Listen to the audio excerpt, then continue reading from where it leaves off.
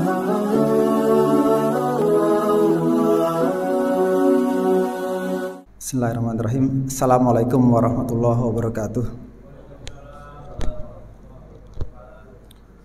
Bismillah walhamdulillah wassalatu wassalamu ala rasulillah Sayyidina Muhammad ibn Abdillah wa ala alihi wa sahbihi wa man tabi'ahu wa nasarahu wa wala amma ba'd. Puji syukur alhamdulillah, pada malam ini sudah malam ke-27 28 ya? Sudah malam ke-28. Maju ya semua, di mana-mana maju biasanya. Saf-saf di masjid dan musala banyak tempat maju biasanya. Karena sudah mulai pada mudik ya. Banyak yang sudah di perjalanan, jadi ibadahnya di tempat yang lain. Jamaah rahimakumullah. Ada kecenderungan sekarang ya, banyak sekali kalau kita lihat ya, di berbagai aspek kehidupan banyak sekali tontonan-tontonan yang dipertontonkan kepada kita, dari dalam kehidupan politik, ekonomi, bahkan sampai di pendidikan sendiri. Semua menjadi bahan renungan buat kita semua ya. Ada satu fenomena di Indonesia yang sekarang sedang marak adalah mudik, Pak Bu ya. Mudik itu pulang kampung ya kalau nggak salah ya. Ada kepanjangan yang mudik itu kalau nggak salah. Nah, ini mudik itu seolah-olah menjadi kebutuhan psikologis, dorongan yang sangat kuat sekali. Karena pulang itu adalah fitrahnya manusia. Sulit dijelaskan, tetapi suasana pulang itu sesuatu yang lain. Setiap orang akan rindu pulang. Meskipun banyak di antara kita ketika pulang ke kampungnya itu udah nggak ada kampung halamannya, hilang ya. Saya pernah kalau nggak salah tahun kemarin sampai di kampung halaman, saya bawa motor, saya keliling. Dulu kan orang tua bersawah dan berkebun, jaraknya kira-kira 1 kilo lebih barangkali. Saya nelusuri kebun yang dulu setiap hari saya ke sana itu udah nggak ada, jadi kapling semua, jadi perumahan. Sesekali sedikit yang bisa dikenali. Dulu ada pohon besar, pohon beringin, masih ada tuh pohon beringinnya. Sungai-sungainya masih ada, tapi bentuknya sudah berbeda, airnya sudah berubah jadi hitam. Nah, repotnya setelah keliling-keliling dan hanya mendapati sedikit jejak kampung saya dulu, saya balik pulang. Ketika balik pulang, saya selalu stuck, mentok gang buntu. Saya nggak bisa pulang, Pak. Akhirnya saya mesti buka Google Map. Di kampung halaman sendiri saya buka Google Map, saya sampai ketawa-tawa gitu. Nah, ini mungkin pengalaman-pengalaman kayak gini banyak juga dirasakan oleh kita. Dan ketika pulang kampung, suasana di kepala kita yang dulu kita bayangkan kampung halaman kita itu berbeda gitu. Tapi tetap dorongan pulang itu ada. Nah, pulang kampung di dunia itu hanya pulang kampung kecil sebenarnya. Pulang kampung sesungguhnya adalah kembali kepada Allah. Inna lillahi wa inna ilaihi rajiun. Karena itulah, jika kita mengikuti jejak-jejak yang dituntunkan oleh Allah, kita selalu ada ketenangan, ada kedamaian. Seperti kita melaksanakan sholat misalkan. Sholat adalah salah satu pesan Allah yang sangat kuat. Wa ausani bis sholah. Allah mewasiatkan untuk sholat. Karena itulah Allah mendatangkan ketenangan bagi orang yang melaksanakan sholat. Tenangnya mudik dengan tenangnya sholat, nanti silakan Bapak Ibu bandingkan. Betapa dalamnya ketenangan sholat mengalahkan ketenangan yang mudik. Karena kalau ketenangan mudik kadang-kadang seperti pengalaman saya tadi, kita tersesat di kampung halaman sendiri. Sawah-sawah yang dulu kita lihat membentang sekarang sudah nggak ada. Dulu sambil mengebala kambing biasanya manjat ke atas pohon, di bawahnya ada sungai, memori-memori itu bangkit, tapi sekarang sudah hilang sirna. Nah, dorongan yang sejati itu adalah ketenangan yang berasal dari Allah Subhanahu wa taala. Di dalam Al-Qur'an ada beberapa ulama yang menyebutkan tentang nafs ya, jiwa. Ada 7 kelompok jiwa. Yang pertama adalah an-nafsul ammarah ya. Yang kedua adalah an-nafsul lawamah. Kemudian an-nafsul mulhamah. Yang kelimanya an-nafsul mutmainnah. Keenamnya an-nafsul radiyah. Yang keenamnya mardiyah. Yang ketujuh adalah nafsul kamilah. Nah, nafs ini banyak diterjemahkan sebagai jiwa ya. Dengan banyaknya tadi kita fokus ke satu saja ya, jiwa yang ridho, an-nafsur radiyah. Ya ayatuhan nafsul mutmainnah irji'i ila rabbiki radiyatan mardiyah. Wahai jiwa yang tenang, kembalilah kepada Tuhanmu, radiyah mardiyah, dalam keadaan ridho dan diridhoi. Nah, jiwa ini penting ya. Untuk memahami tentang jiwa ada satu ilustrasi ringan. Misalkan ada orang yang dalam keadaan segar bugar, kemudian karena satu dan lain sebab orang ini meninggal, Pak. Orang yang meninggal ini dalam keadaan fisik yang sehat, semua anggota tubuhnya nyaris dalam keadaan baik-baik saja kan? Nyaris dalam keadaan baik-baik saja. Tetapi karena sudah meninggal, kepala, badan, tangan, dan kaki disebutnya apa? Jenazah. Disebutnya jenazah itu bahasa halus dari bangkai. Fisik tadi, tubuh tadi itu menjadi bangkai.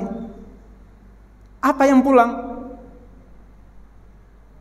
Ruhnya, jiwanya yang sudah pulang. Yang mudik tadi pulang.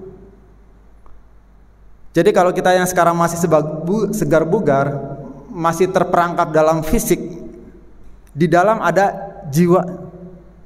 Jiwa itu yang pada saat ajalnya sudah datang, kullu nafsin dha'iqatul maut, jiwa itu yang akan pulang. Nah, jiwa yang berada di dalam tubuh ini kondisinya beragam-ragam, bermacam-macam. Kalau yang pertama tadi nafsul ammarah ya, yang cenderung ingin mendorong si pemilik tubuhnya untuk melakukan keburukan-keburukan. Innan nafsa la ammaratum bisu. Nafsu amarah itu cenderung melakukan hal yang buruk-buruk. Nah, ini hati-hati ya. Hati-hati. Karena memang sudah ada dorongan keburukan-keburukan tadi ada. Wa nafsi wa masawaha fa'alhamaha fujuraha wa taqwaha. Demi jiwa dan kesempurnaannya Allah mengilhamkannya, Allah mengajarkannya kepada nafs tadi, kepada jiwa tadi, fujuraha wa taqwaha, kefasikannya dan ketakwaannya, dikenalkan yang baik dan dikenalkan yang buruk. Nah, jangan sampai kita memiliki jiwa yang amarah tadi. Sederhananya jiwa amarah itu adalah mirip seperti orang yang memperturutkan hawa nafsunya. Standar hidupnya apa? Apa yang dia mau dia kerjakan, apa yang tidak suka dia lakukan, tidak dia lakukan, apapun itu.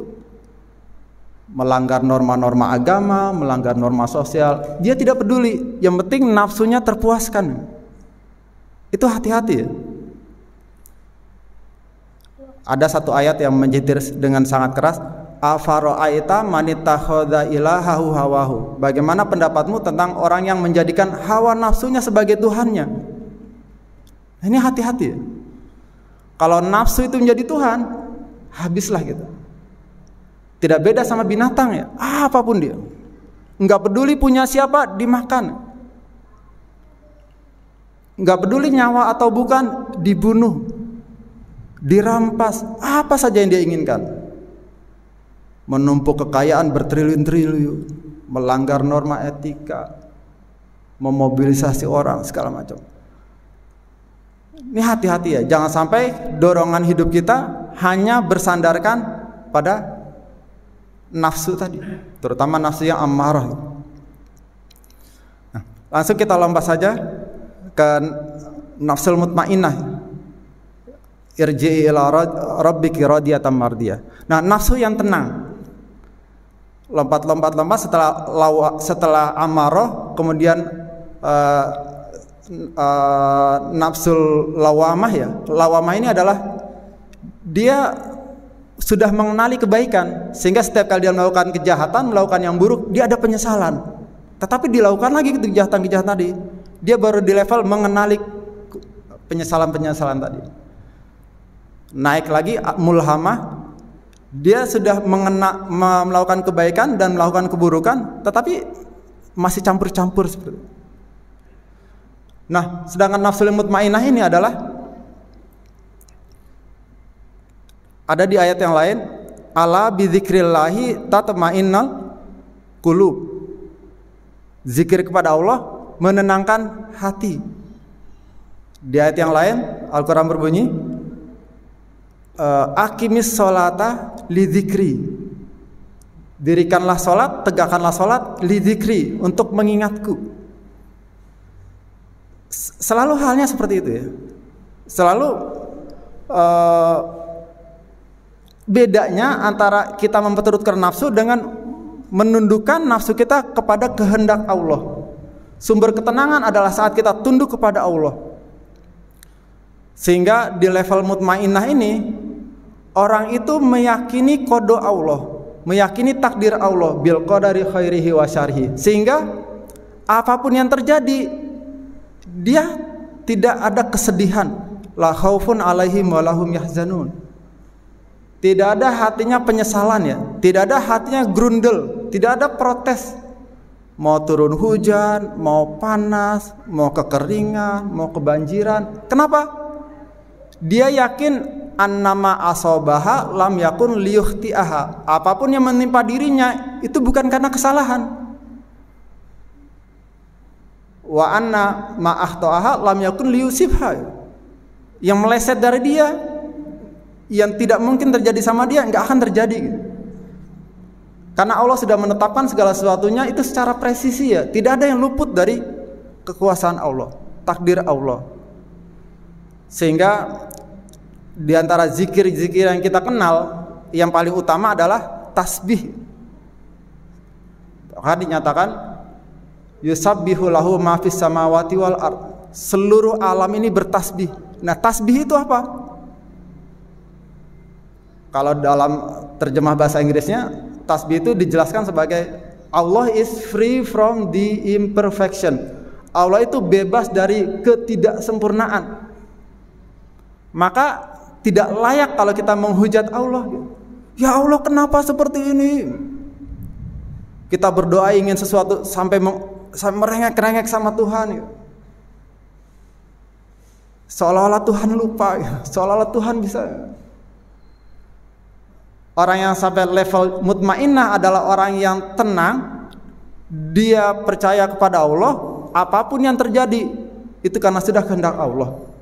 Nah, kemudian di hadapan peristiwa yang ada di hadapan kita, ada dua hal ya yang bisa kita sikapin. Pertama, ketika ada kemudahan yang kita hadapin, kita bersyukur. Kalau ada kesulitan yang kita hadapi, kita bersabar. Itulah dua kondisi yang membuat seorang beriman selalu beruntung.